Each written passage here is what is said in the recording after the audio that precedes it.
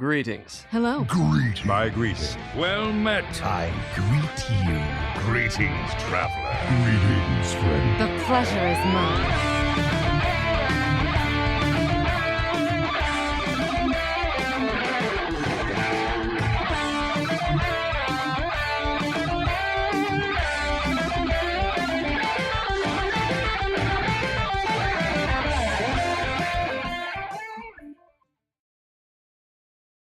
Hello and welcome to Concede, a Hearthstone podcast that helps.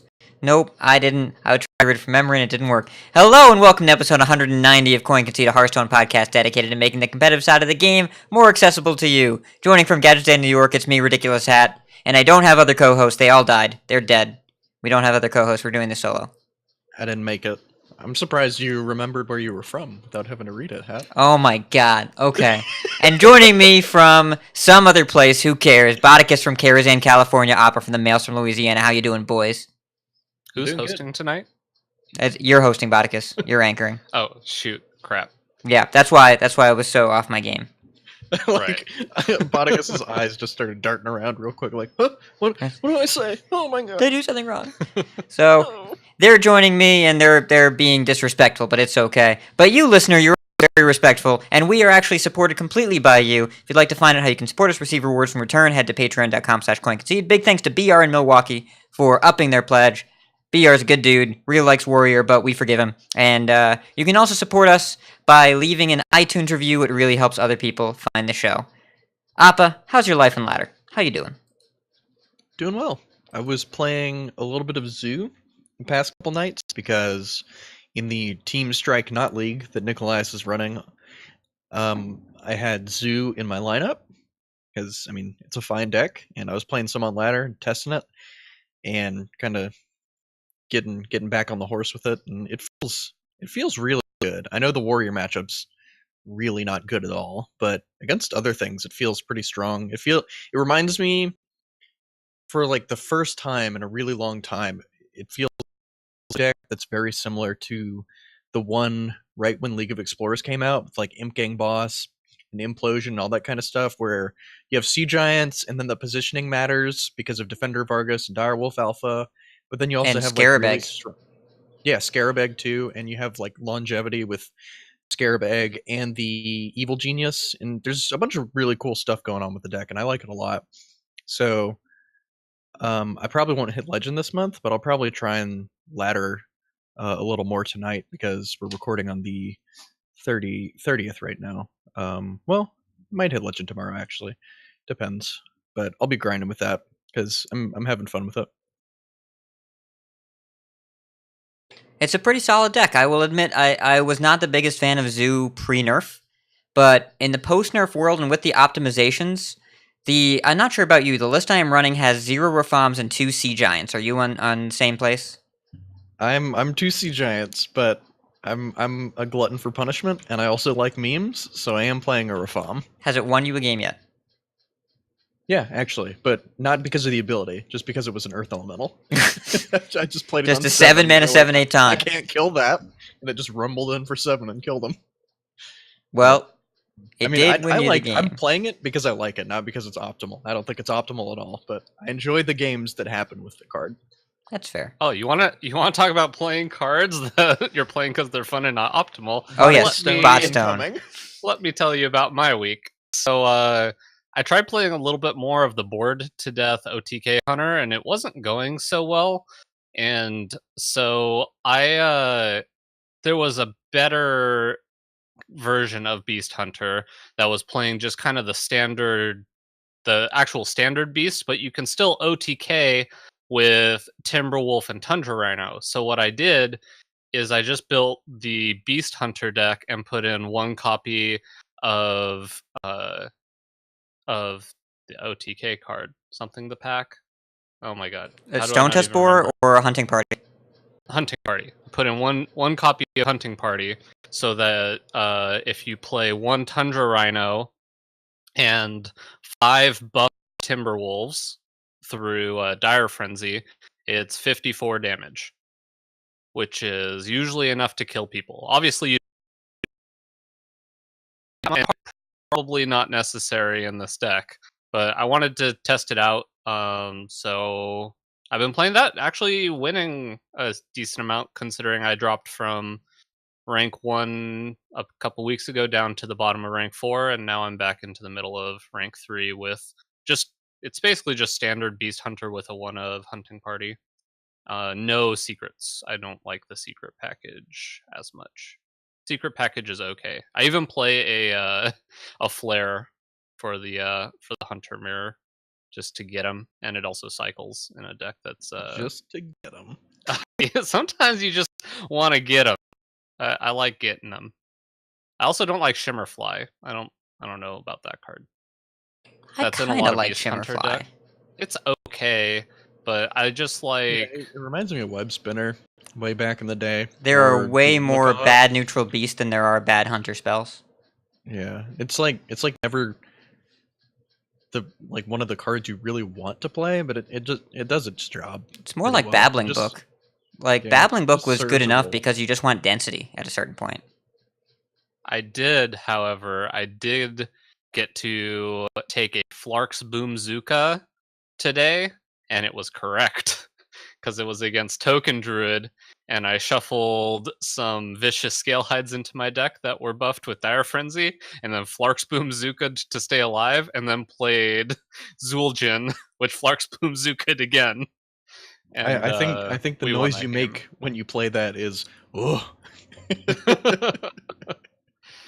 I So, don't. that's I what didn't I'm come doing. prepared for a soundbite for Flark's Boomzooka, much like I doubt your opponent came prepared for Flark's Boomzooka. So Yeah, they weren't Kinda hard to see coming. for the Flark's Boomzooka, but it got him real good.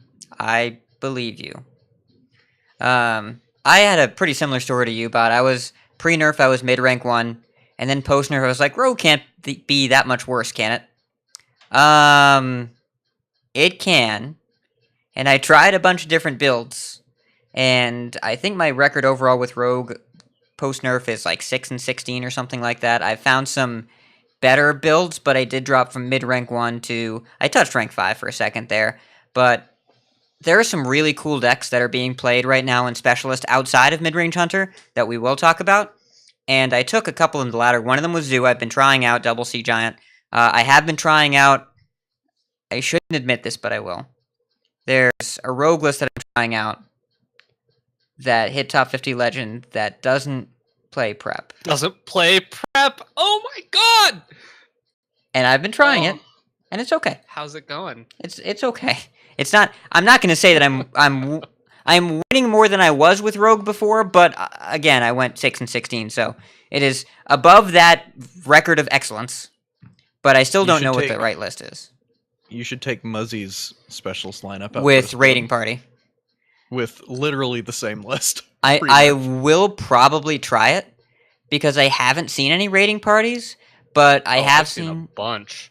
Is I've it still seen, good? Like, it doesn't seem. I just smashed them, but I think Beast Hunter kind of just smashes Rogue to begin with when you're Yeah. playing. I feel like Tundra Rhino is just very good against Rogue, and It's they, that 5, that number 5. I really miss Yeah. Vile Spine Slayer, and that's the thing that's missing. That's keeping Rogue from being super competitive in the mid game against Hunter.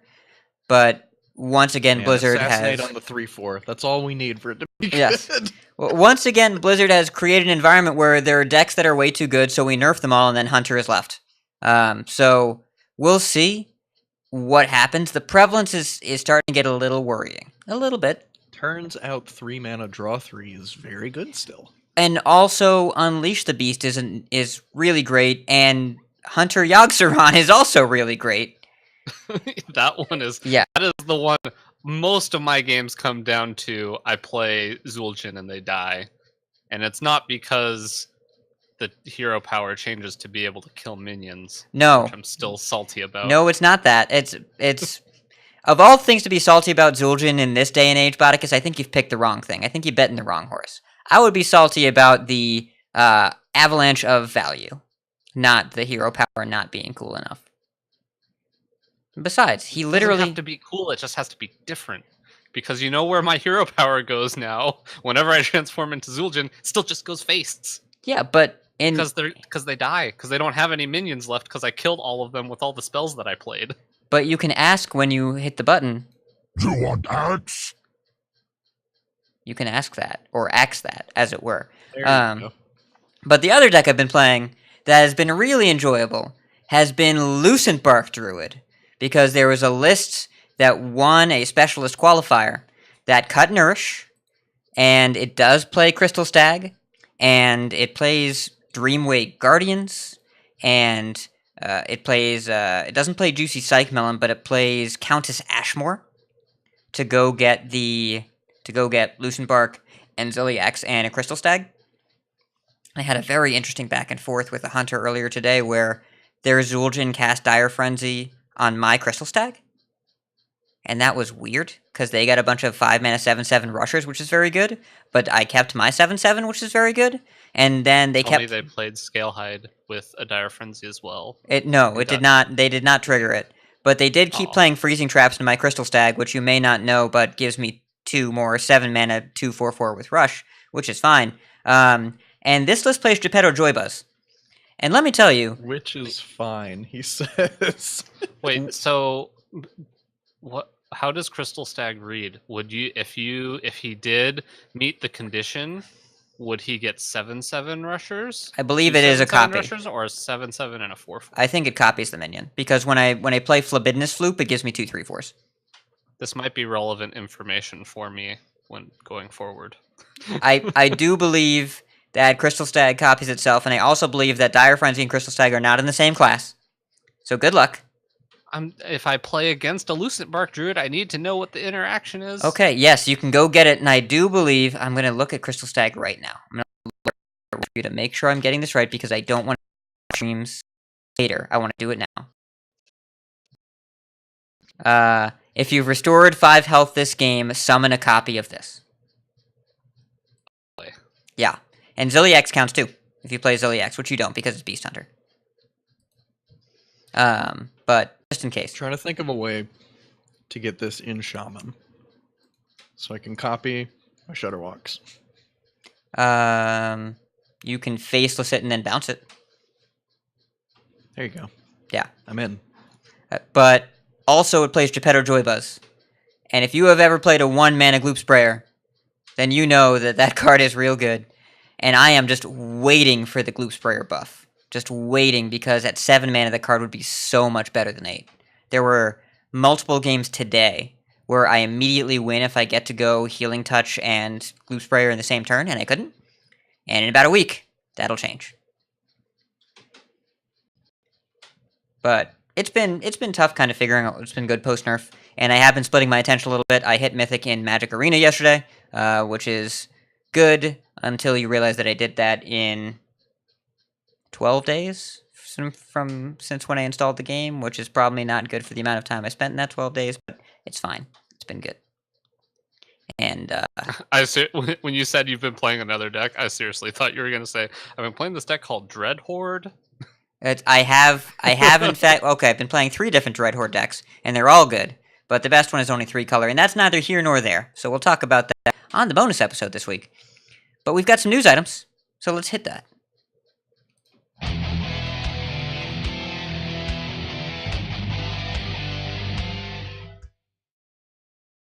So last week we had a absolute ton of news, a bunch of exciting stuff, which means that this week was a little bit more calm. No more gigantic announcements, but we do have a little bit of information here. The first little news item I put on here is that Chapter 4 of the Dalaran Heist came out today. You're going into the sewers so that Dr. Boom can strap a big rocket to the bottom of Dalaran. And that's kind of the theme behind it. All of your, or the affix, or whatever you want to call it, is that all minions' health and toughness, or power and toughness, have been switched, flip-flopped. And it was a lot of fun for me. I finished the normal one a little bit early, making 3-mana 5/5 gibberers and constantly making more 3-mana 5/5 gibberers, and that was a lot of fun. Did you guys get a chance to play this a little bit today, Hat? Oh yes. Botticus said, play Druid, you can have Gibberer. and I posted back a screenshot in the Discord of attacking my AI opponent with 7 Feral Gibberers and 4 more in hand. But I made a mistake that run. I took the passive power on the first passive power that when you play a minion, shuffle 2 1-cost copies of it back into your deck. And with Feral Gibberer, as much as I like drawing more Gibberers, I didn't like it as much as it happened.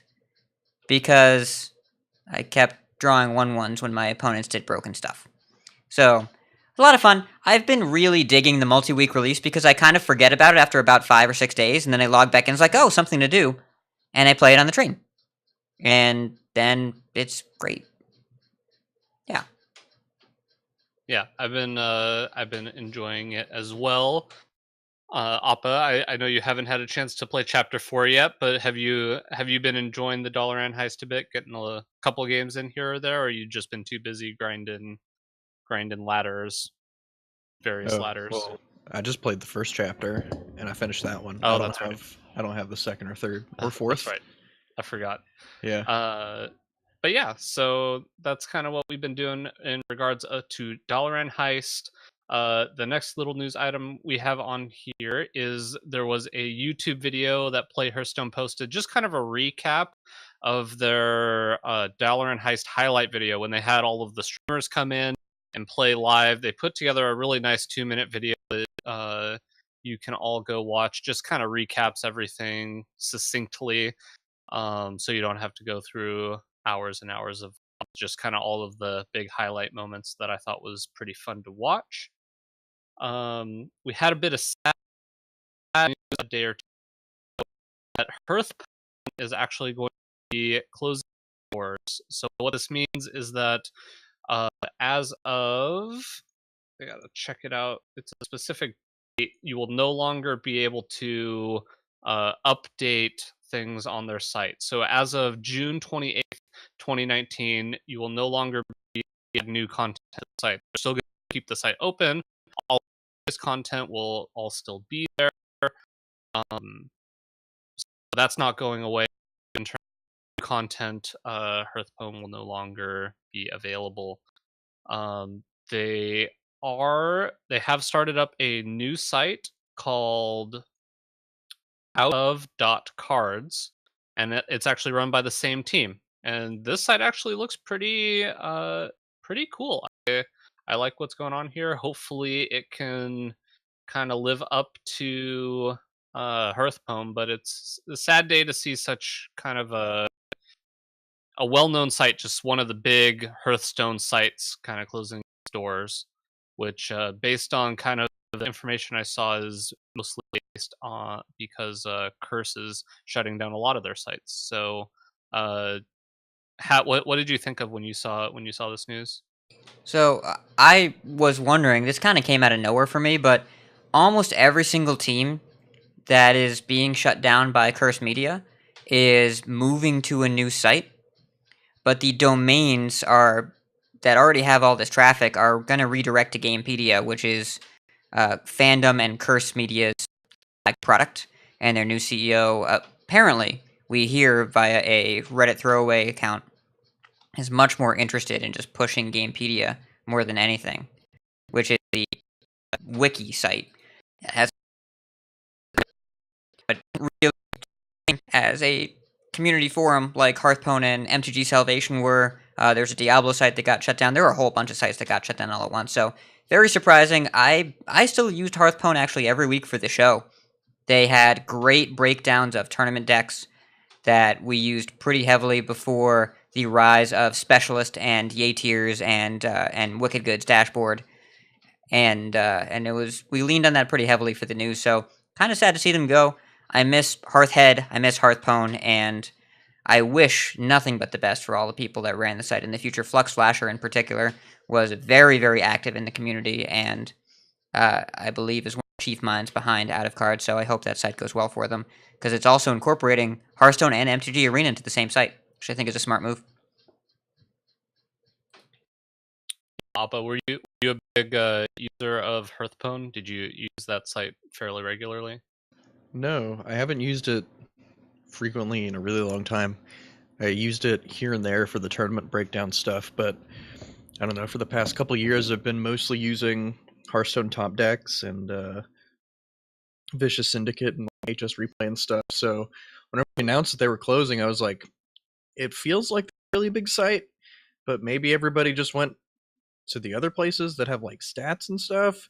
But it made a lot more sense whenever they announced that Curse in general is closing a lot of their sites, especially for the card games like Magic and Hearthstone. So I wasn't sure if it was just like people had stopped using it so they weren't lucrative anymore, but that seemed like it wasn't the case because it is a very popular site. So I'm glad that they're opening up a different website with the same team running it so that we can still kind of have the same community. They're a pretty big presence, I think, especially for more casual players, just because it's a really nice hub for a bunch of different stuff. One thing I always really liked doing with HearthPwn was their deck builder was actually really good when you're building decks for cards that are not released yet. They were really good at updating their deck builders so that I could build and post decks, like deck lists of what decks I'm planning on trying out before the set actually gets released. So I will, hopefully that will still be available, but if have something similar where I can still do that, because I think that's very valuable to be able to post what you're planning on playing before sets come out.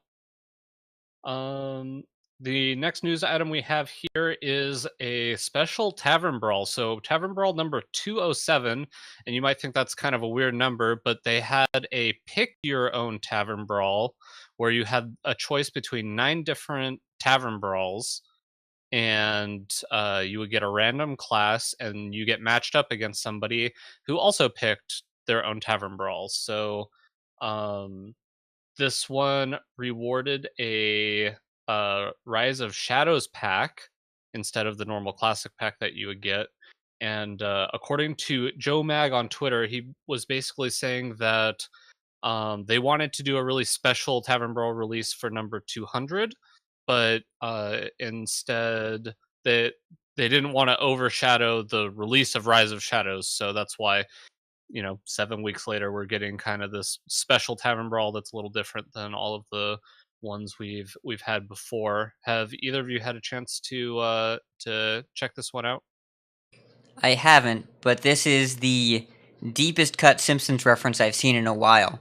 Because in season 8, there was the 138th episode Spectacular, which was kind of funny because why is 138 episode special? Kind of a random number.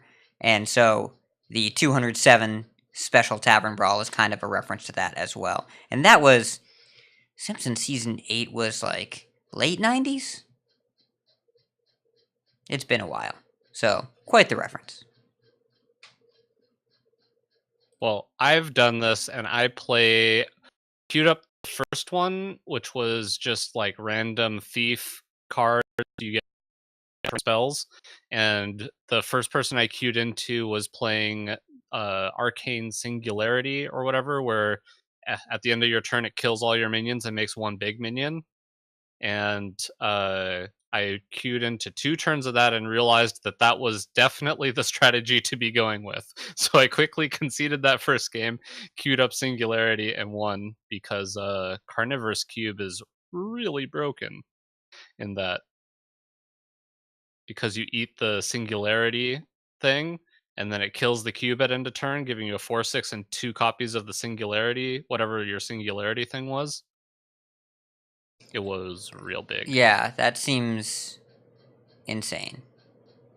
Yeah. So anyway, you should really check out this Tavern Brawl. I think it's a lot of fun. You have a lot of replayability with it, and you get a Rise of Shadows pack. So that's always cool. The next news item, Iksar had a few tweets about Snip Snap and kind of the development process and the QA team. So basically, he's saying that how did the Snip Snap infinite combo thing come along? And basically, Snip Snap kind of was just added as part of the event. They didn't have a ton of time to test out all of the interactions. They did test a little bit with Mech Warper, and Wild, and decided that it was kind of okay to let go as is. And once they kind of saw the interaction on Twitter, they realized they had to fix it, and that these things kind of just happen.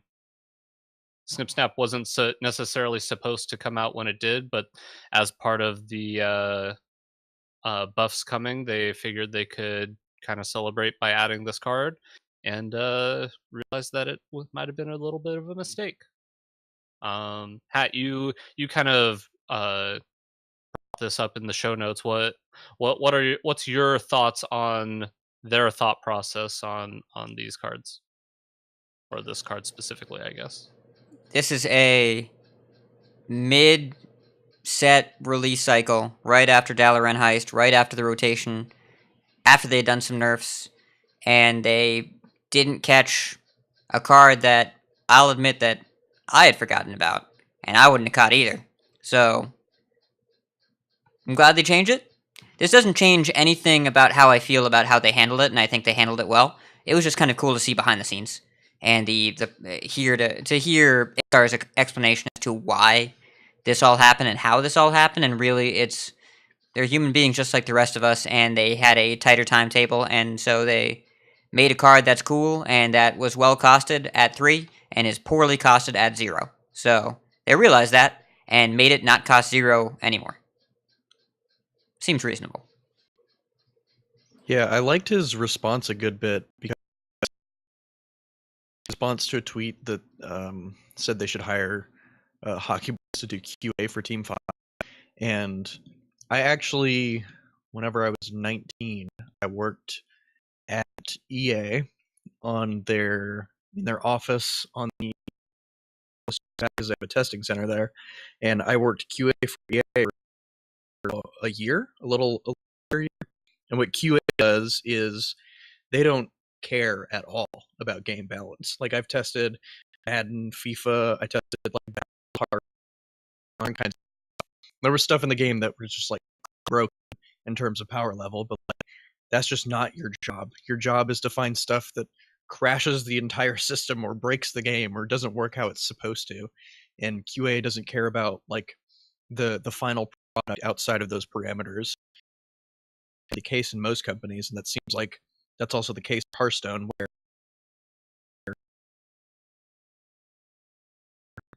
scenarios and goes through these different processes just to make sure that your Hearthstone client doesn't break while you're playing with the new cards. So it's not really QA's job to find out if Snip Snap was to be busted. Like you said, it's the initial design team, which is I assume relatively small in terms of manpower. So that was just an interesting insight that reminded me of kind of what I did for a while, and I felt that. Yeah, so I think it's good. It's just more communication with us is always good. I like kind of this new trend that I think we're starting to see just more communication, more announcements, more things coming out from Team 5. Speaking of more communication, there was a Rise of Mech FAQ that basically just went over a couple buffs, since we've never had buffs before, so there's lots of questions to add. Kind of the gist of it is just that they will not be issuing refund cards that they're making better, because that would be weird. And also just kind of, are they going to be buffing cards in the future? And it's like, I don't know. They don't know how this is going to work. So why would we guarantee that we're going to buff cards in the future? It's like one of the greediest questions. So, like, you're changing my card. Am I going to get a dust refund? It's like, no. What? What it's are you talking about? Making a card. So, this makes me think of customer service, where if people ask for a medium and you say, I have to give you a large because we're out of medium bags or whatever, and they get upset, like, I'm giving you more for free. I think the greediest not even greediest, the most justified corner case nerf request I've seen is remember when they nerfed Leper Gnome from a 2-1 to a 1-1? Yes. And people asked, is Mechgineer Thermoplug going to get a refund? And Yangwu responded, for those that don't know what Mechgineer Thermoplug is, I should probably explain this. It's a neutral legendary from Goblin vs. Gnome, say 9 mana 9/7. Whenever one of your opponent's minions dies, you get a Leper Gnome. So, the card was unplayable, but was legitimately made worse by this nerf, even though the card was completely unplayable. And someone tweeted Yangwu was like, are you going to give a refund? And Yangwu had the perfect response of saying, I'm not sure if you're joking, but if you're not, no, we aren't planning on offering a refund. And that was kind of the end of it. Whenever you said, whenever people get a large when they ask for a medium, this reminded me of the time I was at a movie theater, and it was like a late showing. It was like one of the last showings in the theater, and I got a large bucket of popcorn because you get a free refill with that. And I went back to the concession stand and I was like, hello, can I get my refill, please? Because I get one of those. And they're like, oh, we just cleaned out the machine. Would you like this trash bag filled with popcorn? I said, wait, are you serious? He's like, yeah, you can either take this or you can get none of it. And I was like, all right, I guess I'll take it. So I trucked this trash bag full of popcorn back into the theater, sat in the front row and ate out of it. I mean... So that was that kind of situation taken to the extreme, and I still took it. I feel like it'd be the equivalent if you were about to board a plane flight and they upgraded you to first class, and then you just go up to the counter and you're like, "Can I just get a refund for the first class tickets now?" Yeah, I took the bag of popcorn home and like ate off of it for like a day and a half because I had very little money. Was very poor at the time, but. Neither here nor there. Well, I do have a follow-up question. What speed would you say you were living at, Appa? Would you say you were living fast and eating trash? Fast, eat trash, boys. Yes, you were literally a raccoon. Channeling my inner raccoon. That's probably the most bizarre story I've ever had at a movie theater. But yeah, he was like, "Do you want a refill? Because I legally can't get this." He was like, I can't give this popcorn to you out of the trash can. It was a clean trash bag. He's like, I can't take it out of here, but I can give you the whole thing. I'm like, okay, I'll just take the whole thing. I don't care. And God bless him for thinking that he would be protected from legal liability by just giving you an entire trash bag instead of a scoop out of a trash bag. Because I don't think that logic follows either. But speaking of weirdest stories I've ever seen in a movie theater, that ranks somewhere in the middle. So that's an accomplishment from your vantage point. So the point here is ultimately, we don't care too much about dusting our cards, but I'm amazed at how much popcorn Appa was able to eat in a 2-day period. My stomach was not in great shape afterwards. No. Put it that way. Well, we cook that stuff in coconut oil, right? It's delicious, but now I do. It's delicious and fantastic, not great for you, and doesn't get better with age.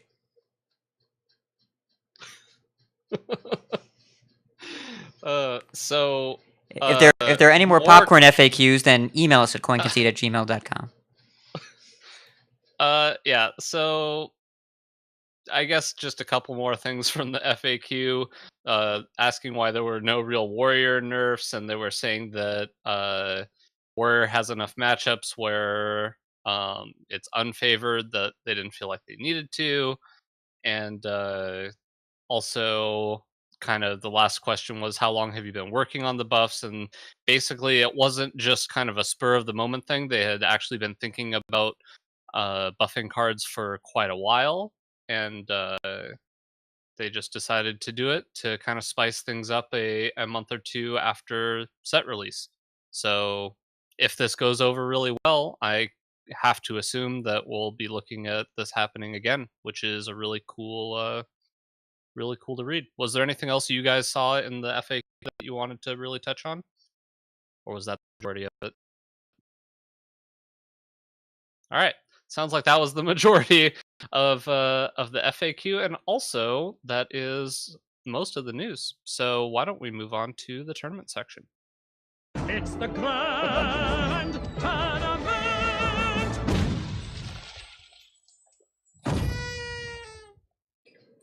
Alright, so, high level, we are going to have the Grandmasters and the Masters Qualifiers meta are the two main things going on for a while. We aren't going to have too many other marquee tournaments outside of the Mech Invitational or Mech in whatever we're calling it. The Mech, The weird format. The weird format where it's not quite constructed. So we won't have a tournament meta for that one because the players build the decks out of a set number of 80 packs and the buffed cards. But we will be talking about that event because it's probably going to be very entertaining to watch. And as far as Grandmasters goes, I will admit it's been more entertaining to watch than I expected. Especially after there weren't 10 Warrior Mirrors in a row. And one Warrior Mirror is fine. Just 10 of them is too many. But it's been entertaining to watch. And the Grandmasters events, people have been talking a lot this week about how Mage is either good or overrated. And it's both. But at this point, mostly overrated. Firebat did very well with it, and was quoted in his interview as saying, we couldn't find anything that did really much better than 50% against it. Now, he didn't say nothing has a higher than 50% win rate against it. He said, in testing, we couldn't find anything that did better than 50% against it. This led to the internet saying nothing really beats Cyclone Mage, which is not what he said. And he responded in some nuance with some tweets over the past couple days, indicating that they just weren't really able to find anything that was reliably good against it. The meta has since shifted against it, but it was the talk of the tournament last week, and now this week, not so much. And This week, not-existent. I think there are like 3 of them total out of the 48. I think 3 APAC players brought it. But not very much of it at all. And last week, it didn't really do very well. So, in Grandmasters, for week 2, Rogues performed very highly, even after the nerf, because it is a deck that does very well in Specialist, even if it's a little harder to tweak for ladder. And some builds have been doing better on ladder anyways. The winner so far, Mid Hunter, Bomb Warrior, and OTK Paladin did surprisingly well in Grandmasters. Mid Hunter and Bomb Warrior had very high representation and did well, whereas OTK Paladin had high levels of performance, not as much representation, so a much smaller sample size, but still did pretty well. Cyclone Mage, 48% win rate overall, a lot of people that brought it, and it was under half. It went under half of its games. Zoo, Token Druid, and Bomb Hunter didn't really perform either. Pretty low win rates overall. Now, as far as the Masters Qualifier meta, Mid-Range Hunter, Bomb Warrior, and various rogue builds that haven't really reached consensus, but generally the Vendetta builds are doing better now, are all popular and are all performing well. Mid-Range Hunter is by far the most popular. It has the worst conversion rate to top 8 in terms of percentage of people that made it because the largest number of people are playing it, but it still got quite a few spots in the top 8s. Bomb Warrior and Burgle Tempo, Rogue, both also had a very reasonable conversion rate and a high win rate outside and inside the top 8. Zoo Warlock might be a dark horse. It doesn't do well against Warrior, but it does pretty well against almost everything else. Has a much smaller sample size, but got 2 top 8 slots and a win, and it might be underrepresented. Now, the last 6 qualifiers have been won by 3 Mid Hunters and 3 Bomb Warriors. So if you're not sure what to play, probably one of those 2. And Rogue isn't bad either, but it's definitely a little trickier to play. Cyclone Mage really dropped hard, with the win rate of only 45% overall and a single top 8, despite 90 people playing it in the past week. The worst win rate in the top 8 is Rogue. It's kind of struggling to convert there, even though it's having a decent level of success getting there. Bomb Warrior, Mid-Range Hunter, and Zoo are the highest percentage winners in the top 8. Now, if we include the previous week, the first week post-nerf, Mid-Range Hunter is far and away the best performing deck, and Bomb Warrior is not far behind it. We have had a couple of Rogue wins. We did have a Lucent Bark Druid win, but you should generally expect Mid-Range Hunter, Bomb Warrior, and some kind of tempo-y rogue with lackeys in it. Now, as far as games to watch, I want to talk about Silvername versus Tice in Week 2 in Grandmasters. Now, Now, game 1 was a pretty typical maging. It was Cyclone Mage versus Bomb Hunter. Game 1, bunch of giants. Conjurer's Calling. You know how it is. Now, game 2 was really interesting. It was all about the power of Galvanizer. It allowed a turn 4 big Ursatron, a turn 5 Mechanical Whelp, and then Missile Launcher and Venomizer came down on turn 7 to clear the board.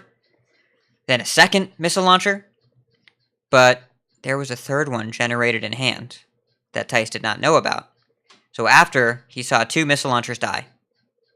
And after, he drew Khadgar and Mountain Giant. Khadgar, Mountain Giant, and Conjurer's Calling again.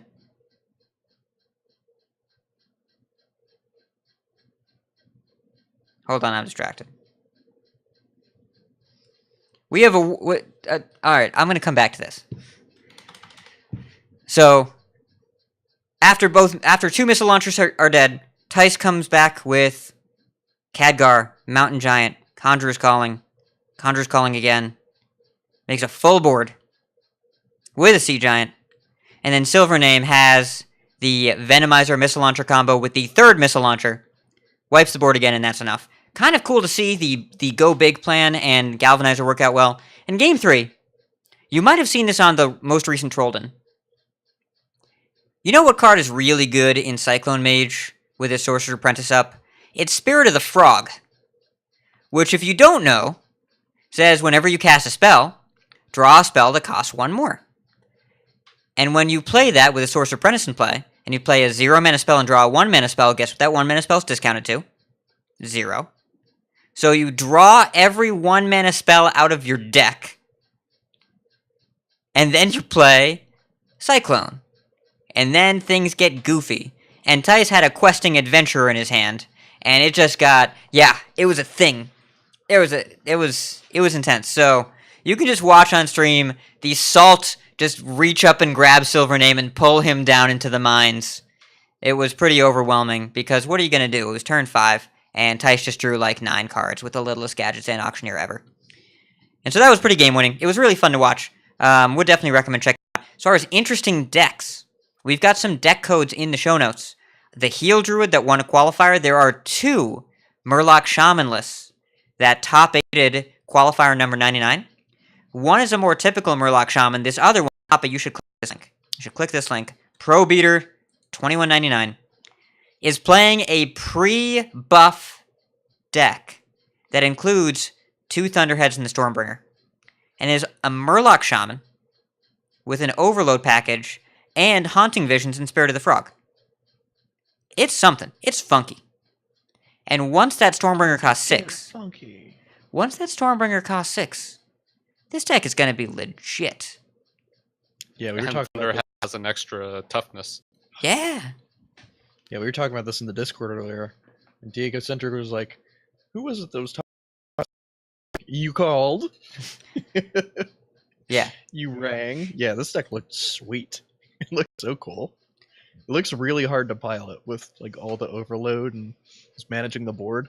Yeah. But It reminds me a I'm lot gonna have to of give this one a go. it reminds me of A Numbers deck from HET Worlds, where he was playing kind of that weirdo go wide token strategy. And it seems very similar to that. There's also a Res Priest that went 7-0 in the Swiss to top 8 a qualifier today that includes double Proud Defender, double Convincing Infiltrator, double Damage Tegatron, double Amani Warbear, and the combo of Archmage Vargoth and Maz Resurrection.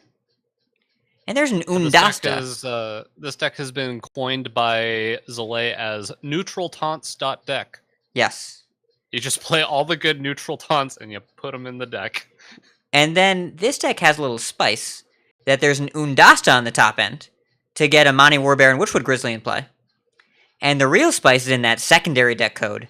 -2 Proud Defender, -1 Holy Nova, +2 Seance, +1 Chef Nomi. Transformation sideboard. Excuse me? Yeah, it's a neutral taunt deck that boards into Nomi Priest. Except instead of Gadgets and Auctioneer and spells, you have bears that taunt. Which is almost the same thing. All right. So, Hat, here's what I want to know, because you put down these 4 deck lists, and you seem to have just somehow skipped over the fact that people are putting Bloodfin Raptor in their secondary and tertiary versions of Hunter deck. What the heck? Really? So I'm Why? looking at the list that you posted here, and this deck It's not the only one. This deck- I've been clicking through Hunter lists. A lot of them have Bloodfin Raptor in like their secondary or tertiary lists. and they're sideboarding out Vicious Scalehead. They're taking out the Scalehead. But why not run River Crocolisk? Isn't that one just a better? I assume it wants to do 3 attack Why for are a we clear playing reason. I don't. What? I assume it is to have 3 attack for a very specific reason. I am not sure what that reason is. This looks like a mage tech, because they're also bringing in 2 Hunter's Marks at the same time. So, that's my theory. But also, what the 3 helps with face. there. I guess. You're not getting more power for 2 mana. It is not how I would board. That But- is the most honest Frostbolt I've ever seen. Yeah. It's very strange, but double Hunter's Mark, double Bloodfin Raptor, and a Shimmerfly over Snake Trap, Scalehide, Unleash the Hounds, Unleash the Beast indicates to me they're not planning on playing against a lot of reasonably sized minions. That's playing against solely unreasonably sized minions in a slow opening. And so I'm guessing you pressure with Bloodfin Raptor, and then you Hunter's Mark. Why? I don't, Don't because understand. they keep in the Spring Paws, right? Spring Paw doesn't come out. Right. So I'm guessing you just do Hunter's Mark and Spring Paw to kill the Mountain Giants. I don't know. It is never a tech in a million years that I would have come up with. Yeah, me neither. That's why I was very confused. But it's a beast. I don't know. Quick shout out to High 3 for winning a Seoul Qualifier with mid-range Hunter, and in his secondary deck has a hunting party. Just throwing that out there. Shout out to that guy. But Crushing why? it. Why would you do that? Why would you do any of that? But why? Uh, Yeah. I remain convinced that the specialist litany of only a couple decks performing well are secretly hiding that this standard is fascinating, but specialist is not fascinating, and that's kind of a bummer. So, hopefully things get more interesting. Bloodfin Raptors in your deck, then it gets real interesting. yeah, Yeah. I'm very interested. I'm all about this right now. There's a lot going on here, and some cool decks we're going to fire up after the show. And coming soon, well, more Grandmasters, more Masters Qualifiers, the Mech Final, and Decksplanations on a very important topic. Let's hit it.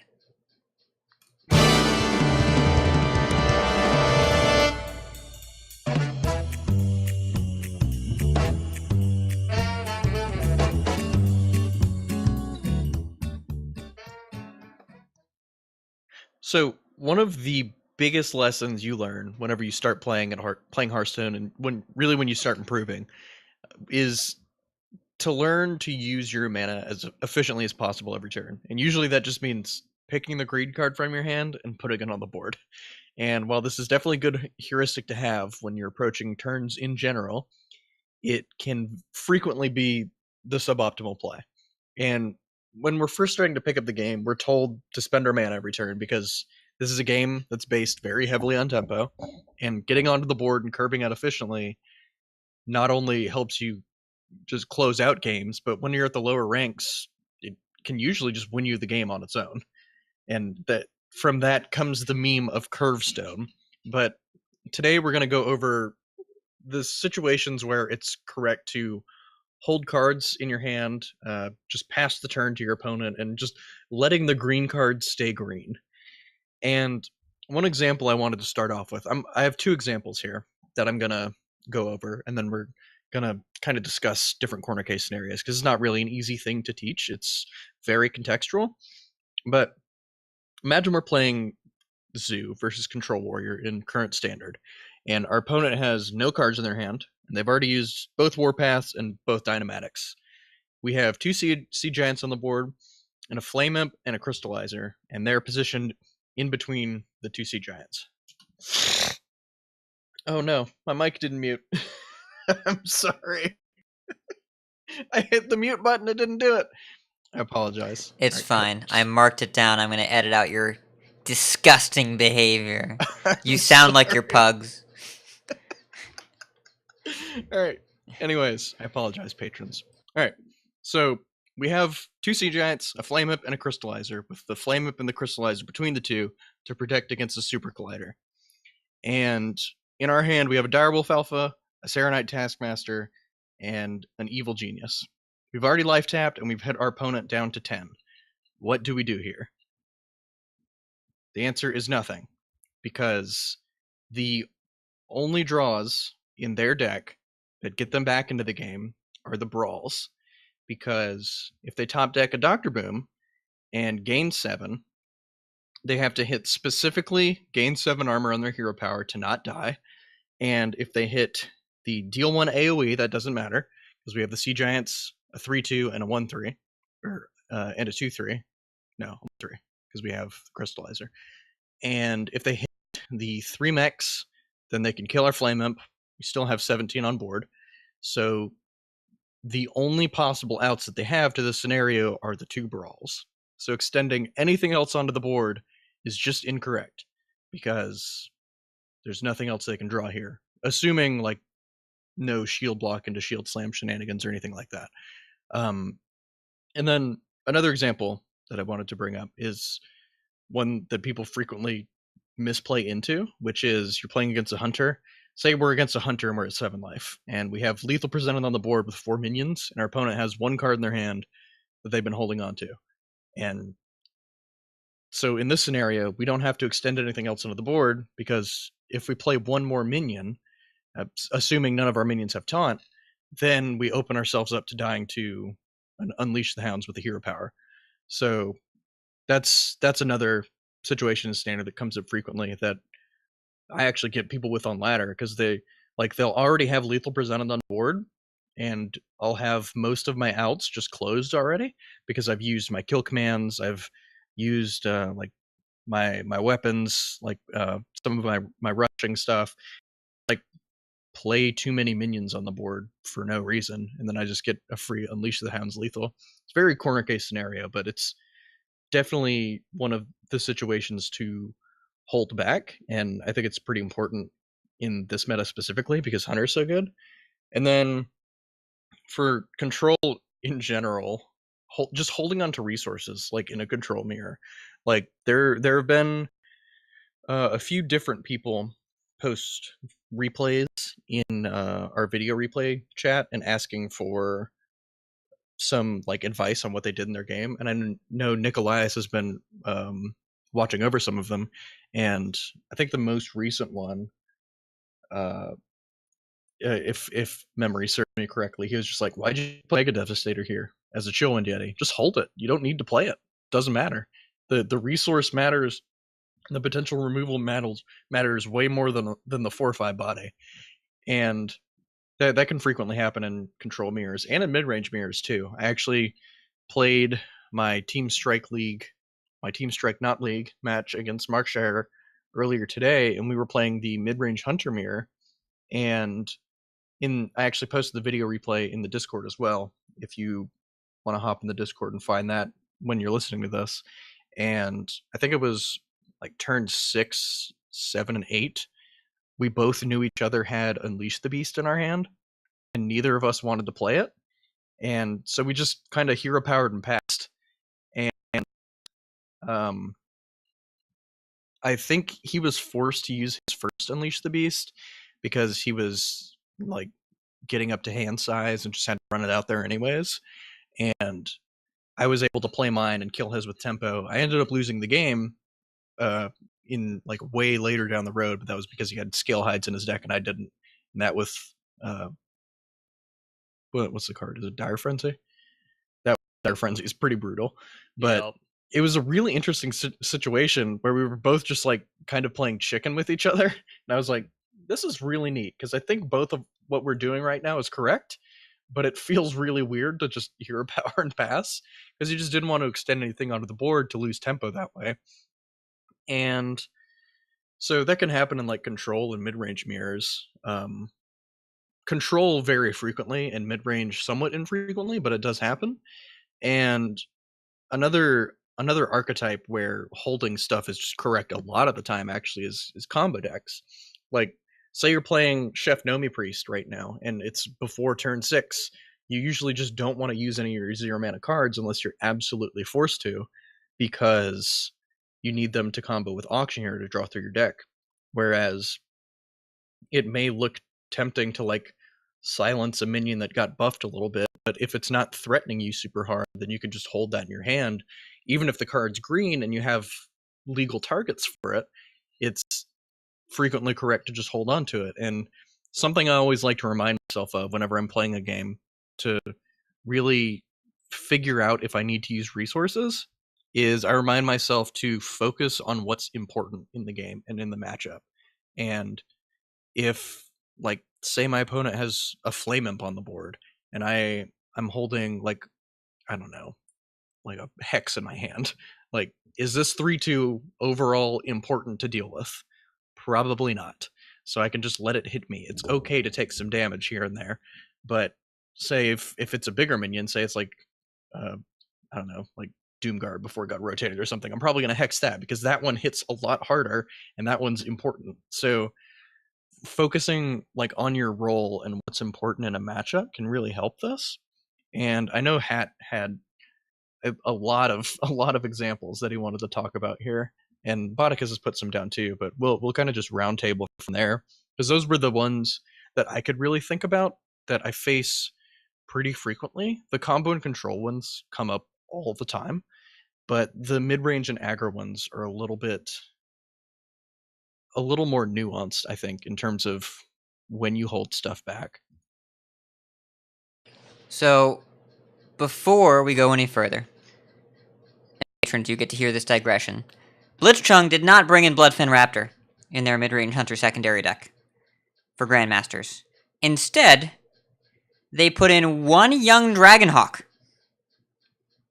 because they board in one Dragonhawk and 2 High Mains against Warrior, and you Dire Frenzy the Dragonhawk, and then when you draw your Tundra Rhino, that's 24. 20 with Tundra Rhino and Hero Power, that's 28.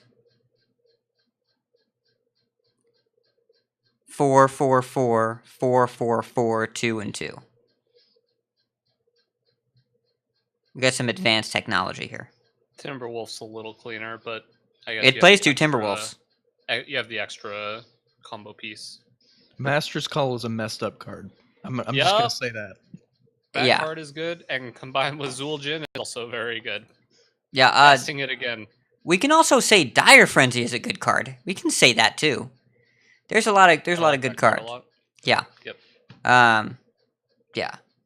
And with Young Dragonhawk, it's Blessing of Pings.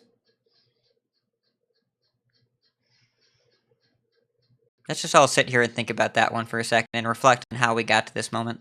I was pasting my replay into the show notes, and you made me stop and give you a look.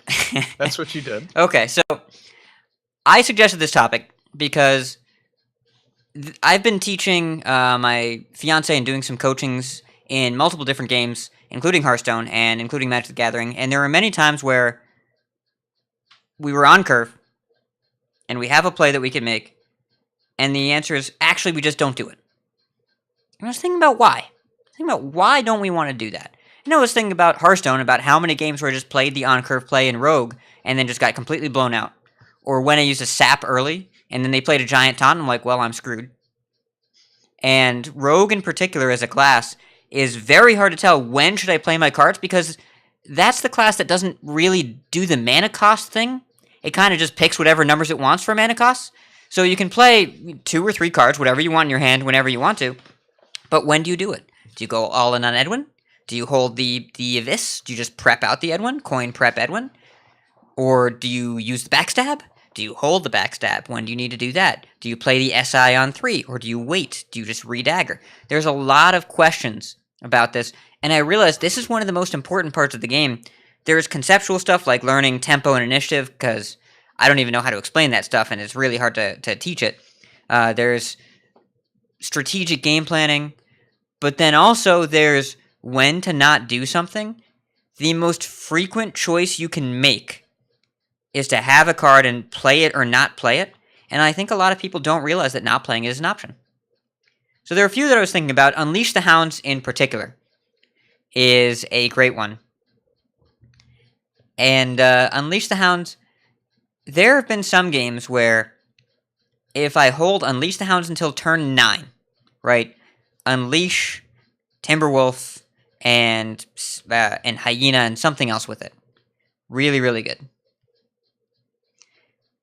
But other games where you unleash for 2 1/1s on turn 3 and kill 2 things, and it's the correct play.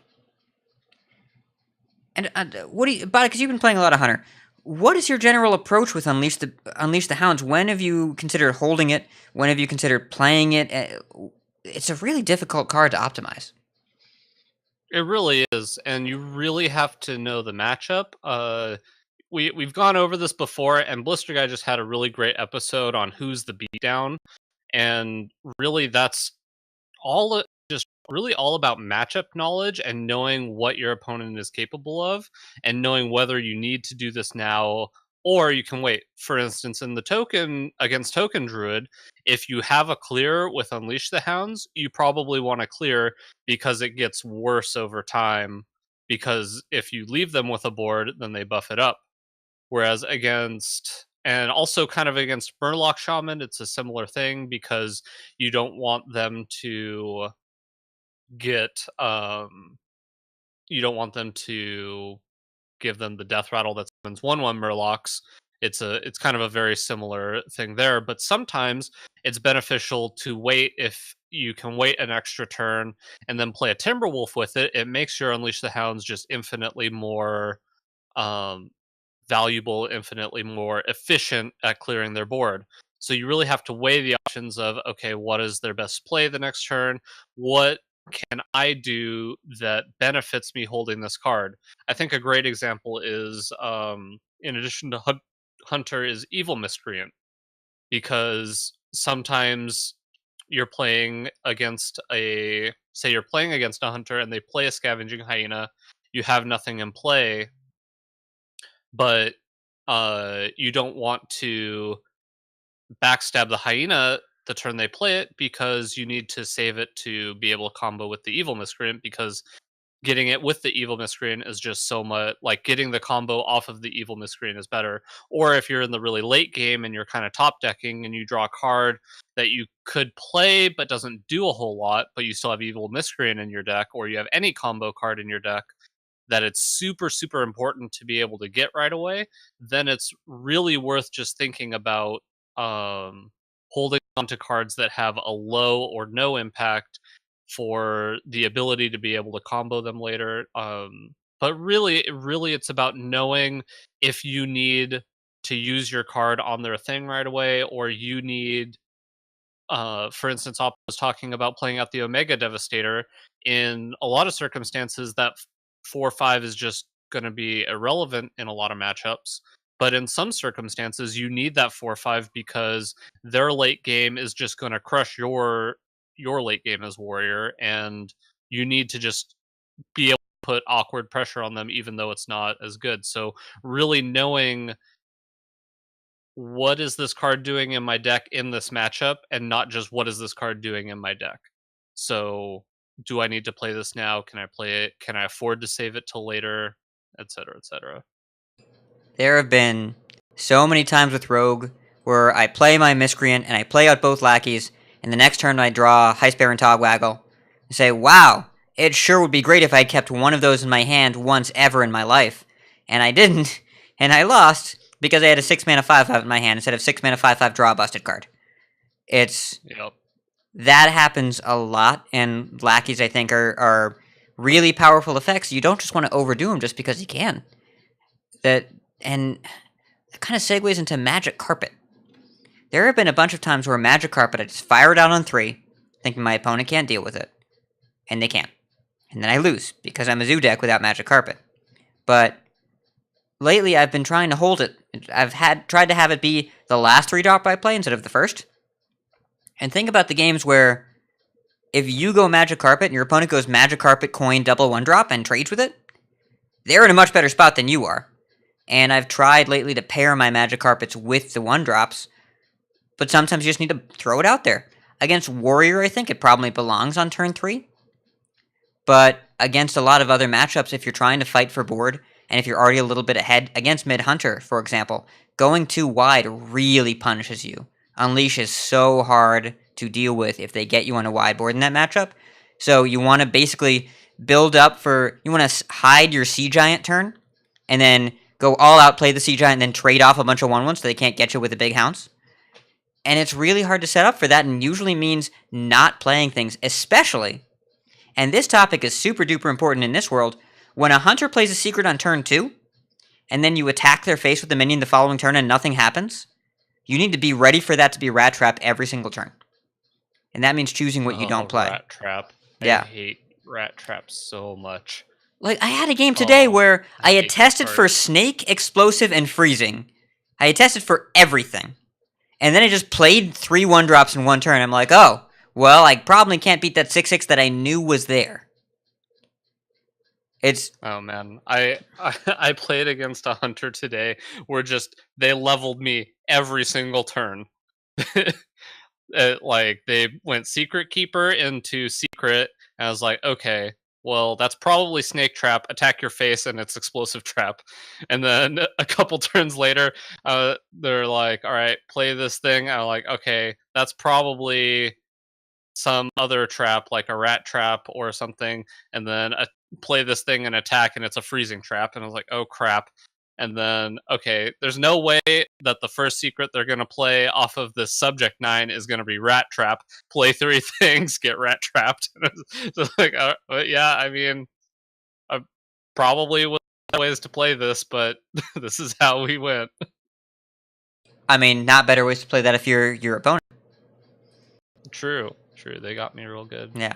But, and against secrets as well, think about how many times that we've all tested for the secret last after playing a bunch of X2s, and then it's Explosive Trap, and we're like, man, this turn would have gone a lot better if I'd checked for that secret first. Think about all the amount of times we've tapped last or trackinged last, and then found the perfect card for a turn. And just, I wish I would have done that instead. I wish I would have played that first. Holding back and waiting and looking at your options and planning out your future turns is so important. And there are a lot of really key scenarios in this environment. I like what Appa talked about doing nothing. And I've had a couple games where I'm against Bomb Warrior, and they play a Town Crier on turn 3. And on turn 4, I will play a Master's Call, or equip a Waggle Pick, or whatever, and not play a minion for their Militia Commander to hit. Because if you know the Militia Commander is coming, I'm not saying that you should never play a minion again, because if they have a Militia Commander in hand, it's not going away, it's not going to disappear. But you can engineer a situation where it's good for you, or where they have to make a choice about what to do, because if they're not playing Militia Commander on turn 4, they might have a Wrench Caliber, but if not, that's it. Unless they want to play a Tempo Omega Devastator, which they usually don't. And if you can get them into skipping a turn by not playing something, it might be worth it for you. It might be a better play. Playing South Sea deckhand going first against Mage is so good. Yeah. Because you tempt them to coin out hero power so much. Even making plays where you are like, okay, so this is going to look really good for my opponent to hero power, but that's 2 mana that they're going to waste, which means that they can't do this. Which Yeah, I love you making plays like that. You just dangle the carrot out there, and then you're like, are you going to do it? Are you going to take it? And then they take it, and it's just like, you've activated my trap card. Yeah, well, because the coin is so much more valuable to them than the 2 life. And you obviously don't play South Sea deckhand going second against Mage, because they just ping it and go on with their day. But the 2 life is important, the coin is important, and you're making your opponent choose. And anytime a player has to make any decision, there's a good chance they get it wrong. Because card games are hard. And so giving your opponent the more chances to make decisions is often better for you. And But sometimes you have to hold the South Sea deckhand because you have an evil miscreant and no way to trigger it, so you want to make sure that you can do it on turn 3. So Yep. lots of decisions to be made. Rogue, I think, is the class where this entire Decksplanations applies to the most, because combo innately means you were playing cards in bundles. But speaking of bundles of cards, Mountain Giant and Conjurer's Calling. Where do we play the Mountain Giant on 4, and where do we wait until turn 6 or 7? So we can play Calling at the same time. I mean, I usually just shove it out there in the tempo-based matchups because you can't really afford to wait. I mean, I think against Warrior, it's probably a good idea to wait. I mean, Super Collider can get awkward there, but I mean, if you just run out a naked Mountain Giant on 4 against Warrior, there's a good chance they have either Shield Slam for it or Execute because you don't really pressure them early. But yeah, I feel like it's usually good to like just make sure you get value out of the Conjurer's Calling and force them to have the Super Collider, because some decks just don't even run it, and if they don't, then they might want to brawl that if they have stuff on board. But usually in the tempo-based matchups, I just put it on the board, stare at my opponent, and say, all right, kill this. Frequently they can't, and then I Conjurers, or I value trade and then Conjurers, and the game's over. Yeah. And it's so hand context dependent too. Yeah. All of this is super contextual, but we're just trying to give some anecdotal examples of things that we do to make this concept a little more palatable, because it is pretty difficult. And I mean, I screw it up all the time. I screwed up in Hearthstone, I screwed up in Magic. There's never really going to be a right way to approach this 100% of the time. It's always going to be what's going on in this game, what's my opponent's hand, what do I think is in their hand, what's on the board, what's in my deck. There's so many factors that go into this, but it's just understanding the concept that it's okay to just not play stuff sometimes. Sometimes it's just the right play to just chill. Just be like, okay, you're a power pass. Your turn. And I mean, a lot of the time you will want to just play the green card, and that'll be right too. But just recognizing and repeating to yourself, this has helped me so much. I heard this phrase like, I don't know, 5 years ago probably. Yeah, I think 5 years ago in 2014 when I started really getting into Magic, was just focus on what's important. And if you feel yourself like ready to like snap off a brawl against a board full of like shaman totems because you can, and it's going to kill a bunch of stuff, focus on what's important. Are these totems important? No.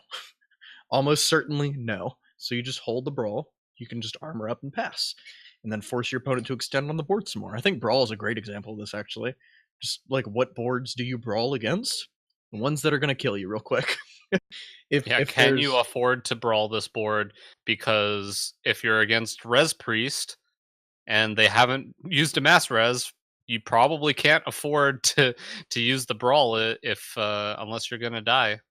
You probably need to hold the brawl because you need to be able to brawl the mass resurrect turns. Yeah, this works with just AoE and board clears in general. I think the one I'm most familiar with right now is Hagatha's Scheme, because usually I'll just keep that in my opener because that's just when it's best, and it's actually kind of a decent card against Conjurer's Mage if they don't get like a really, really solid early start. That's another matchup where you'll want to save your giant for the Conjurer's Calling, because if you run out a giant on 4, that's getting turned into a frog instantly. But if you hold your Hagatha Scheme for later on in the game, when they have like really big power turns, your Hagatha Scheme is going to be massive. It's probably going to have 8 or more damage on it, where you can just clear the board.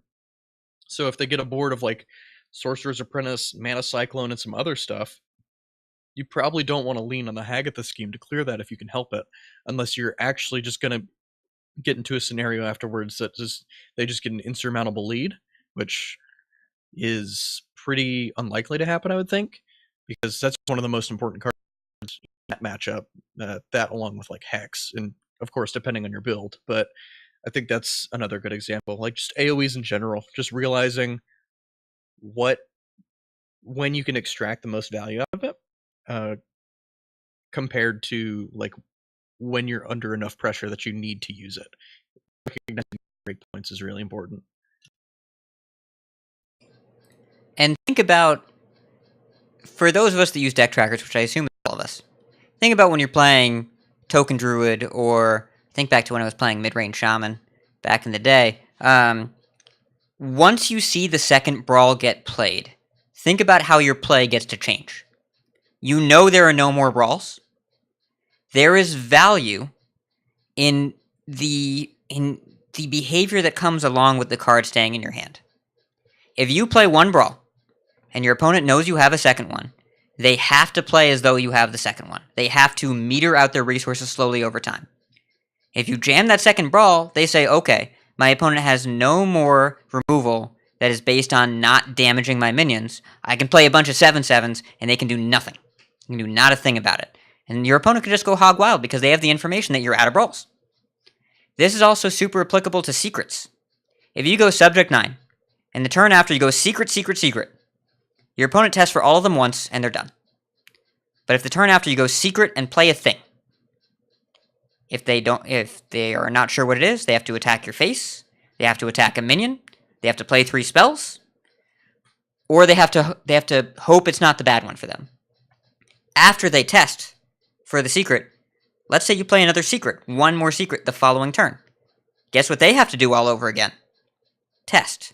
They have to make suboptimal plays to reveal information because you only played one secret at a time. The value you have generated by not dispensing your cards quickly is worth a card because your opponent has to play inefficiently to learn what your cards are. And by giving away information about what you're playing, by saying, I have played my second brawl, I have no more brawls, your opponent no longer has to play around mass removal. They just throw everything out there. Same thing with secrets. They no longer have to play around the information if you just let them check for all of them at once. Yeah, this is actually really applicable to me because this was, I think, about probably 2 years ago, whenever Q-Block was very popular and unnerfed. Secret Mage was also popular at the time because it did pretty well against Q-Block, and my win rate in that matchup as the Secret Mage was really bad. And whenever I would go Arcanologist and have a Kirantor Mage in my hand, I would just go Kirantor Secret next turn, regardless of what it was. And the most important card in that matchup was Potion of Polymorph. And even if it was a Potion of Polymorph, I would go turn 3 Kirantor Secret, put that Potion of Polymorph on the board. And then my opponent would just be like, okay, Kobold Librarian, or Spirit Singer Umbra, or like Gluttonous Ooze, or Doomsay or something. And they would trigger the secret, and I'd be like, oh man, unlucky. And what I started doing, I think I was watching somebody stream, they just like held the secret, and I'm like, I'm so dumb, why didn't I just do that? And so what I started doing in the matchup was just before their turn 5, because Possessed Lackey was unnerfed at this time, right before their turn 5, I would just put the potion on the board. And they would either have to play around it and delay their entire turn for the next turn, which I would get tremendous value out of that if they just said, okay, just not playing this Possessed Lackey, or they would have to play into it and I would get value that way anyways. So just holding on to a secret like that can be matchup swinging in and of itself. And once I started doing that, my win rate against Q-Block just absolutely skyrocketed. Just actually sequencing my secrets to be at, like, even if my opponent could play around them, forcing them into an awkward scenario where they had to make a choice where neither of them was particularly good for them was something that really, really swung that matchup and was a really good learning point for me because I had never played with secrets well before about 2 years ago. And I mean, I still think I mess them up frequently, but yeah, just seeing like, oh, you can just hold the secret even if they know about it. Even if they know exactly what that secret is in your hand, even if they could see the card, it doesn't matter because they have to play around it at some point. All because you just held the card in your hand and waited for the opportunity for it. You know, originally I had titled this Decksplanations as When to Do Nothing, but in reality, I think this explanation is secretly the power of information. Both the information from outside of the game, if you study the meta, if you're aware of what decks and what cards people are playing, and the information from inside the meta, or from inside the game, when people play out their second Warpath or second Brawl or whatever, when you finally see a Mountain Giant and Conjurer's Calling or whatever, when you know what your opponent has, and what your opponent has done, and what that means they're going to do, that speaks a lot to what you can do. And when you know what cards they're playing because you're aware of the meta, you're aware what cards are in people's decks, you can make more informed decisions. And level 1 is probably learning the rules and fundamentals of the game and playing efficiently and learning, trade your 2-3 into a 2-2 and attack face and count your damage before lethal. But to really level up your gameplay, you have to be aware of what other people are going to do so you can react to it before it happens. And know how your deck is supposed to line up with somebody else's in any given matchup. And that's really what this Decksplanations is about. It's not about when to not play a card, it's about knowing why you're not playing it, and that usually means knowing what's coming. I think that's the secret lesson here all along. We should have known that the lesson was knowing. Yeah. Darn. Well, and I'll be honest, I came up with this explanation because I kept playing 2 minions with 1 toughness into Goblin Chain Whirlers, and I was like, man, Yeah. I shouldn't have done that.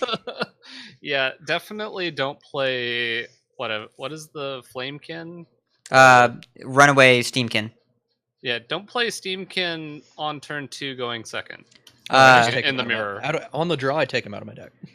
Don't play Paradise Druid into two mountains. yeah, and don't also do that. board those out too. That's a bad idea. Yeah, well, I learned, and now I board those out of my deck. So we're talking Magic here. It's a similar concept. Magic has a little bit more removal attached to creatures, but this is really just a question of removal and a question of knowing what your opponent is doing.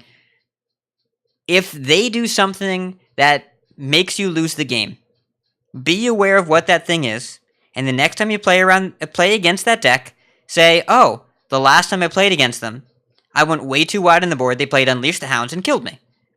Don't do that. Learn from your own mistake.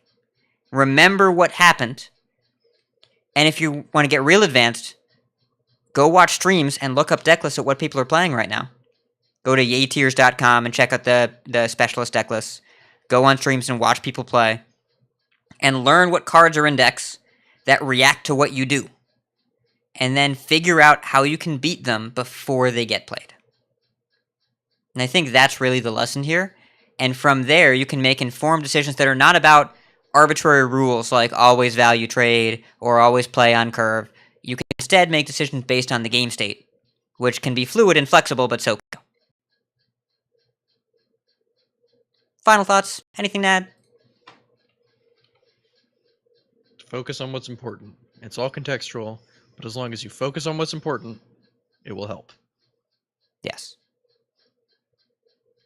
And there's a quote from, I heard this on the Table for Two podcast, which is another MTG podcast, from Alexander Hayne, who said, if you see a good play, look for a better one first.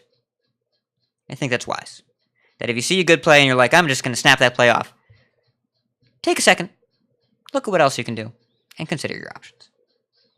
And also consider, How long can this go on?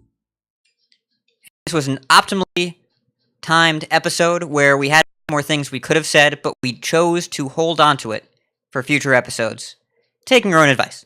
So we have many folks we'd like to thank. Check out our thanks section on our website at CoinConcede.com. You can find our contact info, show notes, and Patreon information. You can monetarily support our show at patreon.com/CoinConcede. Join us every week live by following us on Twitch at twitch.tv/CoinConcede Join our community chats in our Discord at discord.coinconcede.com. Write into our email at coinconcede@gmail.com. Follow us on Twitter at CoinConcede, as well as like, share, and follow us on Facebook at facebook.com/CoinConcede. If you'd like some CC swag, head on over to our shop at shop.coinconcede.com.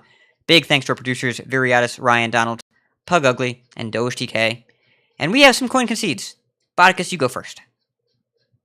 I will do a quick coin concede. I was looking through a few more deck lists, and to Innovation, who did not win his qualifier, but had a secondary deck with 2 hunting parties in it. 2 hunting parties, and 2 Stranglethorn Tigers. So you're really trying to just get them with a bunch of Savannah High Mains and Stranglethorn Tigers. Deep. Oh yeah. So big fan of this deck list, and I might be playing it later because 2 hunting parties.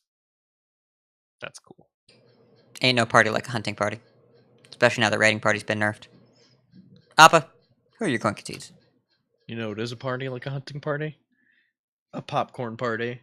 And specifically, I'm talking about that garbage bag full of popcorn. Coin concede to that for keeping me fed for like 2 days, like 4 years ago. And also coin concede to Bloodfen Raptor for holding it down for so long and finally getting its time in the spotlight. And I would like to coin concede to Wicked Good and Earthshatter for subbing for my THL team, the Pod People, this week. Both good people. Coin concede to Navalis. He has a new podcast called Hearth Life, where he talks about Hearthstone and life and how they kind of intersect with each other. And coin concede to Autumn Burchette and Nissa Who Shakes the World for getting me Mythic in Magic the Gathering Arena with their Sultai Dreadhorde list. It's really a lot of fun. And that's our show.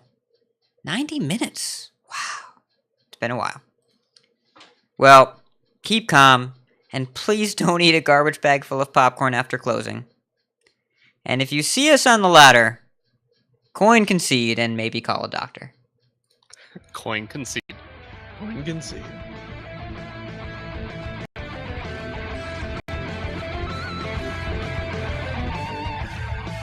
Take cold comfort in your victory.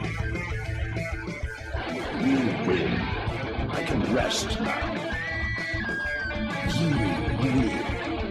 For now. Now, your victory proves nothing. The day is yours. I choose death. You have triumphed. This time, this hunt is yours.